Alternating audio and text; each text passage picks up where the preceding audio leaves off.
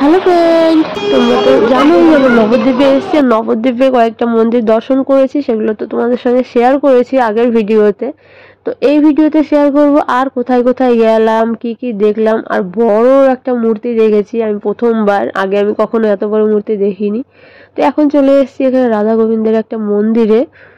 আর ভিডিওটা আমার ফোনেই ছিল, ভয়েস দেওয়া হয়নি। আর মাঝখানে কৃষ্ণের জন্মাষ্টমী ছিল, যার জন্য ওইটার একটা ভিডিও আপলোড হয়ে গেছে।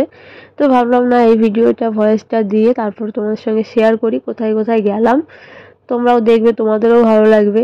তো ওখানে আছে রাধা গোবিন্দের একটা মূর্তি, আর এইদিকে আছে ভোলানাথের মূর্তি, আর এইখানেও পুজো হয়। এখানে আছে গণপতি বাপ্পা। আর এইখানে দেখো হনুমানগুলো কেমন বসে আছে, এদের সামনে তো ফোন বের করতেই ভয় লাগছিল। একটু পরপর কেমন ঝাঁপিয়ে মনে চলে আসছে এইদিকে। এই তো এখান থেকেই তো দেখা যাচ্ছে।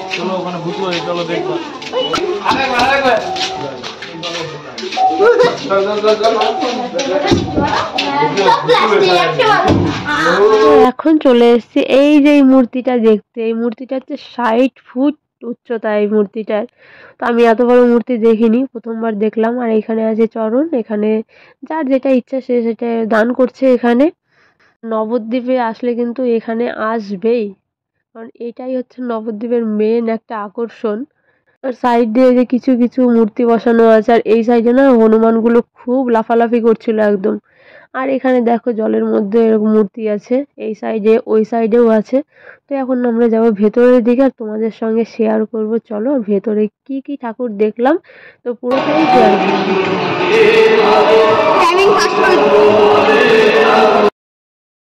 তো এখানে অনেক রকমের মূর্তি সাজানো আছে। এখানে আছে জগন্নাথ দেবের মূর্তি। আর বেশ সুন্দর জায়গা, আমার তো ভীষণ ভালো লেগেছে। আর মায়াপুরে না সব জায়গাতে ফোন অ্যালাউ নেই, বাট নবদ্বীপে কিন্তু অনেক জায়গাতেই ফোন অ্যালাউ আছে। হ্যাঁ, কিছু কিছু জায়গাতে অ্যালাউ নেই, বাট তোমাদের সঙ্গে শেয়ার করতে পারছি, বেশ ভালো লাগছে যে হ্যাঁ আমি এসেছি, তোমরাও দেখতে পাচ্ছ। মানে আমার মাধ্যমে যারা যাওনি এখনো তারা দেখতে পারছো। এরপরে যখন তোমরা যাবে দেখতে, তখন মনে পড়বে যে হ্যাঁ এটা তো আমি দেখেছিলাম, এটা তো আমি দেখেছিলাম। তো এখানে আছে রাধাকৃষ্ণের যে রাধার যে সখীগণ সবাই মিলে। তো এই যে মূর্তিটা করা আছে, দেখো কত সুন্দর লাগছে না দেখতে। আমার তো ভীষণ ভালো লেগেছে, ভীষণ ভীষণ ভালো লেগেছে। মনে হচ্ছিল কি আরেকটু সময় ওখানে থেকে যায়। আর এই যে এখানে হচ্ছে গোপুকে দোলানো হচ্ছে, আর এখানে দোলাচ্ছে আমার ছেলে, এই যে দেখো। আর ও এখানে দোলাচ্ছে, বেশ মজা পাচ্ছে ও এই যে দোলাতে। দেখো আমি বলছি পাপা আমাকে একটু দাও, দিচ্ছেই না, ওই দোলাচ্ছে। আর এইখানে আছে আর একটা মূর্তি, বলো তো এটা কিসের মূর্তি? আমিও ভুলে গেছি। এইটা হচ্ছে গৌরনিতাইয়ের মূর্তি। না মনে থাকে, বাট যখন আমি কোনো কিছু করতে নেই বা ভয়েস দিই, তখন না সব গুলিয়ে যায় মাথার মধ্যে, ভুলেই যায়। তো বেশ সুন্দর জায়গাটা, তোমরা যদি আসো না এখানে আসবে কিন্তু অবশ্যই। এখন আসবে টোটোওয়ালাদের সাথে না ভাড়াটা ভালো করে মিটিয়ে নেবে, নাহলে ওইটা নিয়ে ঝামেলা হয়। তুমি যখন নবদ্বীপে নামবে তখন দেখবে অনেক টোটোওয়ালা তোমাকে ঘিরে ধরবে যে এইটাতে চলো ওইটাতে চলো। আর ওরা অচেনা মানুষ দেখে না অনেক টাকা চায়, এক একজন 600 টাকা 500 টাকা, অনেক টোটো আছে, এইটাতে না হলে ওইটাতে হবে। শেষে আমরা 350 টাকা দিয়ে কিন্তু পুরো নবদ্বীপটা ঘুরেছি আমরা 350 টাকা। টোটো কাকুদের বলতেও হয় না, ওরা নিজে থেকেই সব জায়গাতেই নিয়ে যায়, যেখানে যেখানে মন্দির আছে মূর্তি আছে সব জায়গায় ঘুরিয়েছে আমাদেরকে 350 টাকাতে। তো অনেক জায়গায় গেছি, অনেক জায়গাতেই ফোন অ্যালাউ নেই অনেক। তো যতটা পেরেছি তোমাদের সঙ্গে শেয়ার করার চেষ্টা করেছি। আর এই যে এখানে হচ্ছে রাধা কৃষ্ণের একটা মূর্তি আছে। আর এখন আমরা এখান থেকে বেরিয়ে যাচ্ছি।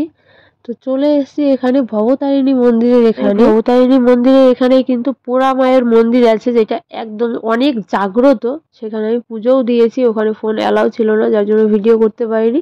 তোমরা যখন আসবে তখন বলবে যে পোড়া মায়ের মন্দিরে যাব, তো তোমাদের টোটোওয়ালাই নিয়ে চলে আসবে। তো আমাদের পুরো নবদ্বীপ ঘোরা কমপ্লিট, সব দেখা হয়ে গেছে। এখন যাব আমরা হোটেলে রুমে। আর এই যে দাদা বৌদি আমাদের সাথে গেছিল, আর এই যে দাদার ছেলে। আর আমাদের ট্যুর ছিল 2 দিন 3 রাত। 2 দিনে আমাদের ঘোরা কমপ্লিট হয়ে গেছে। ঘোরাঘুরি কমপ্লিট, এখন বাড়ি ফেরার পালা। এটা হচ্ছে পরের দিন সকাল 9টা 40 আমাদের ট্রেন ছিল। তো ট্রেনে উঠে গেছে, বাড়ির কাছাকাছি প্রায় চলেই এসেছি। এখন আছি ফারাক্কা ব্রিজে।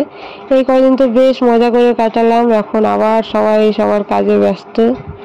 মায়াপুর নবদ্বীপের ভিডিও এই পর্যন্ত, এরপর থেকে দেখবে অন্য ভিডিও। আর আমার বর এখানে বসে বসে বিস্কুট খাচ্ছে।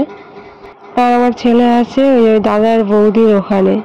চলে এসেছি বাড়িতে, এখন চা খাবো একটু। তোমাদের ভিডিওটা কেমন লাগলো অবশ্যই কমেন্ট করে জানিও। তো চলো টাটা, দেখা হবে নতুন আরেকটি ভিডিওতে।